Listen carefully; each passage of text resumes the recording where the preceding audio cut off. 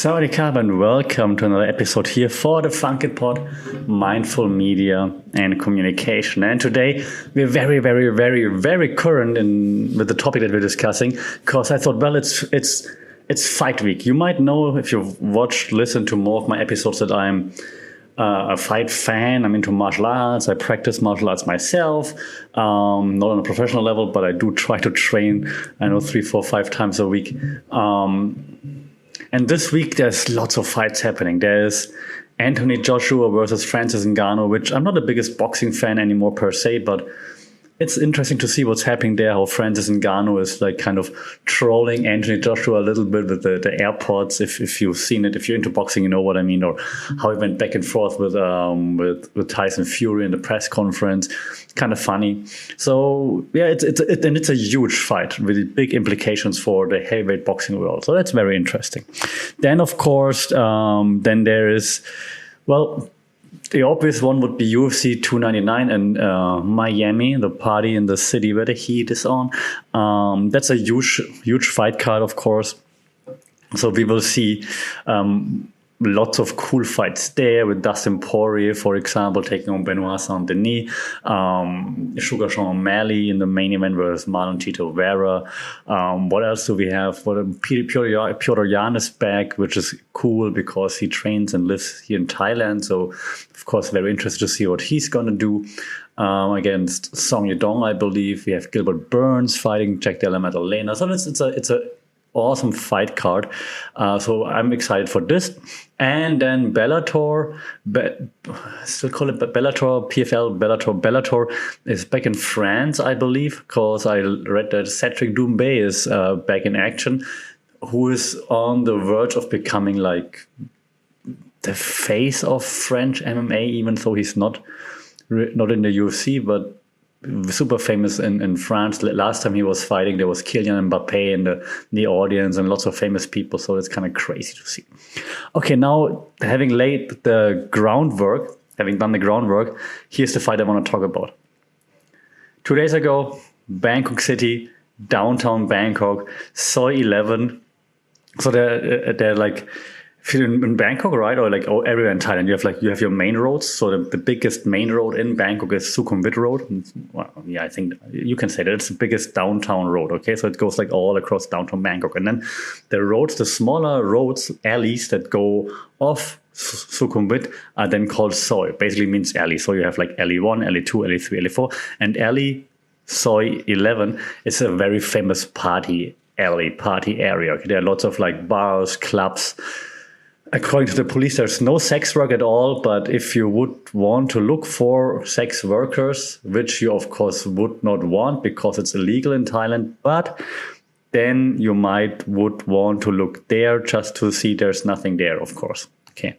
So now 2 days ago, there was a huge fight between Thai ladyboys and Filipino ladyboys who just casually were going out there, totally not working there at night looking for clients or anything like that, because the police said so. So what kind of happened was, I think it was 2 Thai ladyboys that then got attacked by, I think I read 11 Filipino ladyboys, but like, don't pin me down on the number, but something along those lines, which was very interesting, and to see what happened after. So I'm going to analyze this whole situation from a media prof's point of view again a little bit. Okay, so let's dive down into the Soi 11 brawl between the different ladyboy fractions, if you will. Okay, because it had a grip on Thai media and even global media. I saw some global meme accounts posting about it. So it had a grip on Thai media for the past 2, almost 3 days now. Okay, so it's not just a story of conflict, of just basic conflict. Like I think it's reflecting of a very of the complexity of just human interaction, right? Human interaction and media influence, and also it's a story, and I will elaborate, of societal unity, I believe. And it's all wrapped up in this package that's like just way too intriguing to ignore, because when was the last time you had a ladyboy fight breaking out? So tighten your seatbelts, because we are going on a ride down Sukhumvit Soi 11 into the glittery chaos, if you will, okay? And if you look at how the media talks about it, there's one theory that we're way too familiar with by now, and that's the the framing theory. Okay, so as you know, the theory suggests, while I'm checking my audio, okay, should be okay now. This theory suggests that media frames an event in certain ways, and this can shape the perception of the audience that consumes it, right?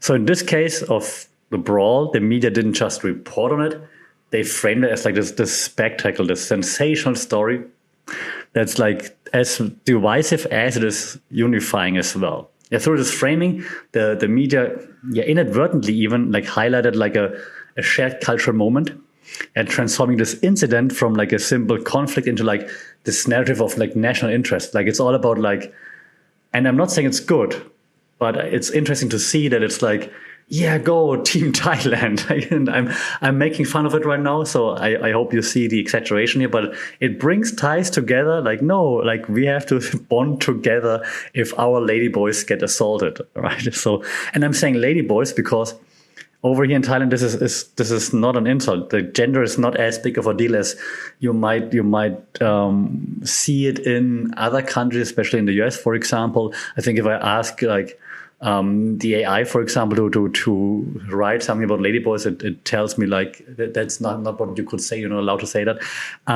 Here, no one really cares about it because they are all accepted, right? And you can see the whole country is behind them right now. So it's very, very, very interesting. Okay. Besides the framing theory, so what I think is also interesting is that we can like, because we talk about like identification, right? So you can also use the social identity theory. We had this in a previous podcast too, the SIT. We can use it too. We can apply it too because we see some in-groups and some out-groups here, right? And we talked about this too, like in like communication, but also in cultural studies. You have in-groups, you have out-groups. Like you want to belong to a group. It makes you to be part of the in-group, and you feel like a sense of belonging, friendliness, friends, relationships. And the out-group are like the others, the ones that we don't like, right? We have this everywhere with like football, for example. With your Liverpool fans, like the in-group, if you're the Liverpool fan, and then the Man City fans are the out-group, or the other way around, right? Or like you can form group. Like I'm part of the group of people with tattoos, and you don't have a tattoo, then you're the out-group in this case, right? It doesn't mean we have to fight. I'm just trying to visualize like how groups can be formed in all certain kind of ways, okay?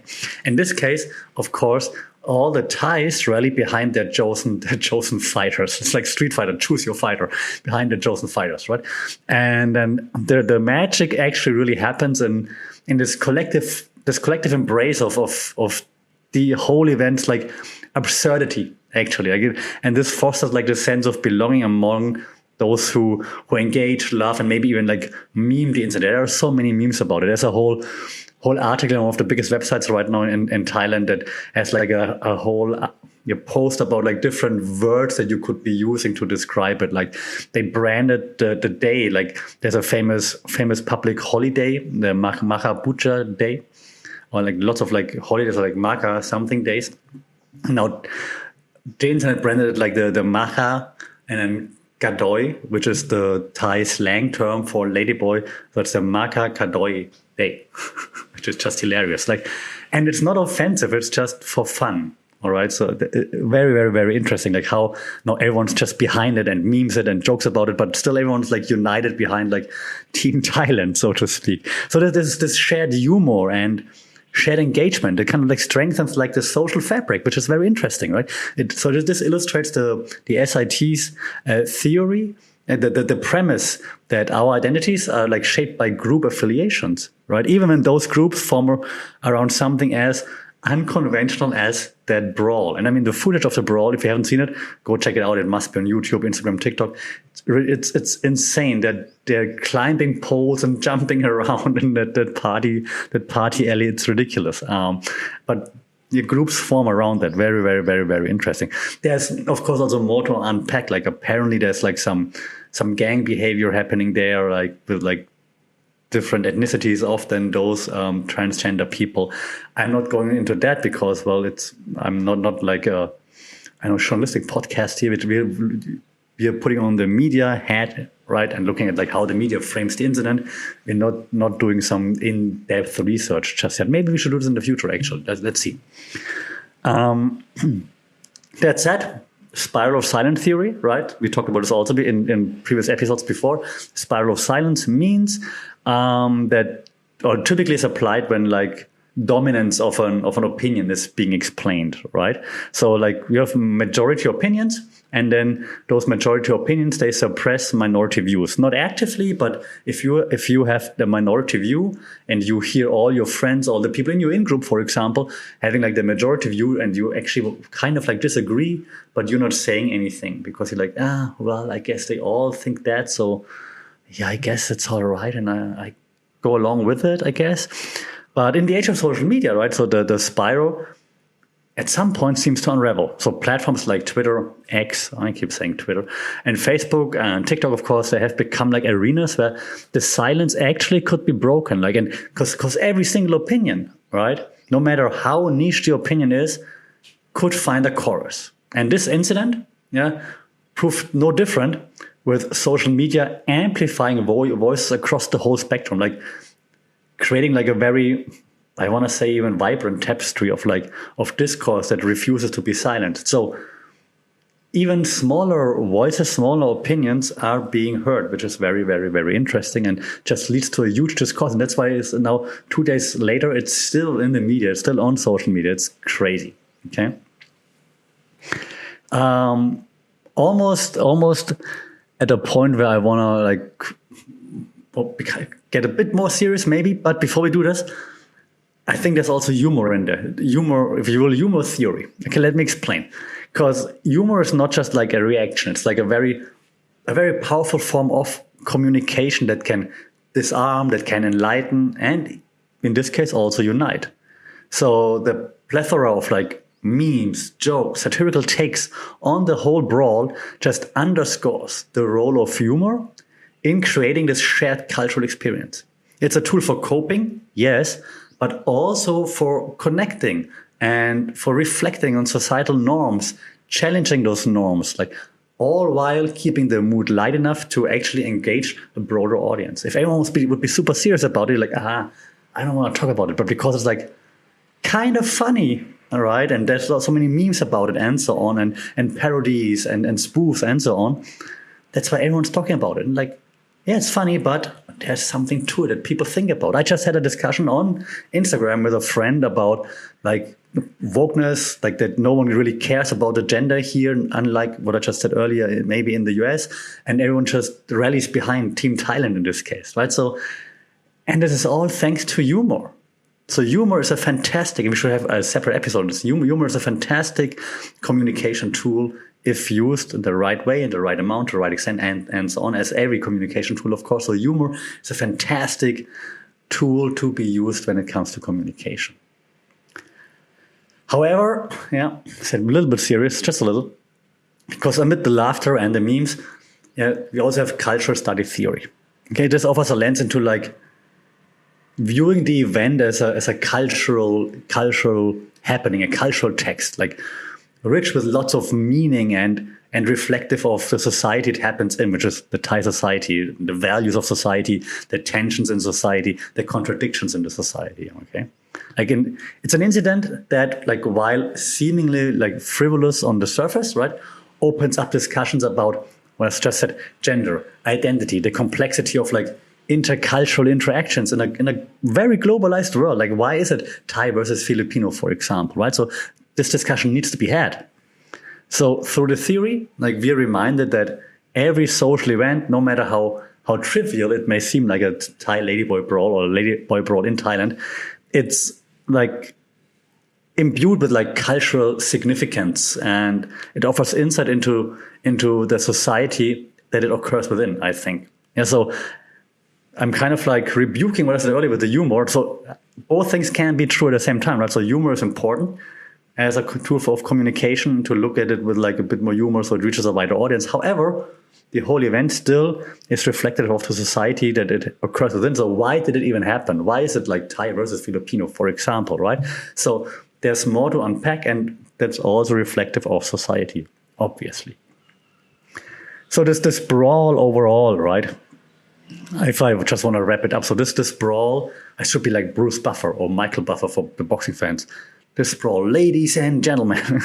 It's more than just this fleeting moment of conflict, in my opinion. It's a reflection of the times that we live in and a testament to the power of media to shape narratives. Yeah, how do you look at it? A reminder of the ways humor and identity weave through our collective consciousness, right? Because it's automatically part of how we communicate. We're not actively thinking about it. I mean, those who create media might act more actively about it, but like if we just talk, we don't really actively think about it. And so this is very fascinating, in my opinion. So it's the whole story, the whole event is like a story of unity and diversity, I think, of conflict, reconciliation, maybe even, and it's played out in like this grand stage of social media and the public sphere. And we talked about public sphere theory many a times before. So as I wrap up, I obviously am very curious to hear what you think about it. Are you team Thailand? Are you team the Philippines? No, what do you think about that this brawl happened? B, and again, the police came out stating that clearly no sex work involved, just to make this one clear one more time. What do you think about it? What do you think about the coverage of it? Should it be more serious? Are you okay with like all the jokes, the memes and everything that's surrounding it? Do you think events like this unite society, unite people? By the way, before I wrap up completely, right? These past few days, foreigners really uniting Thailand. Now we have the Filipino ladyboys assaulting Thai ladyboys. That unites Thailand. A few days ago, we had like a Swiss guy assaulting like a young Thai doctor. She was sitting on the stairs that led to his property at the beach, and he kicked her. For some reason, he or his wife, I don't know, took a video of it, which then got published, how he yells at them and assaults them. And now he's going to get his visa revoked. But it also united Thailand, right? So the foreigners here uniting Thailand right now. What do you think about all those events and how they are being covered? And yeah, which in-group are you a part of and which out-group are you beefing with? Let me know, shout out in the comments, like, share, subscribe as always, leave a review. That would be most helpful to reach a wider audience. Until then, stay safe, take care. Don't get into any fights, and if you do, keep your guard up. Sawadee khap.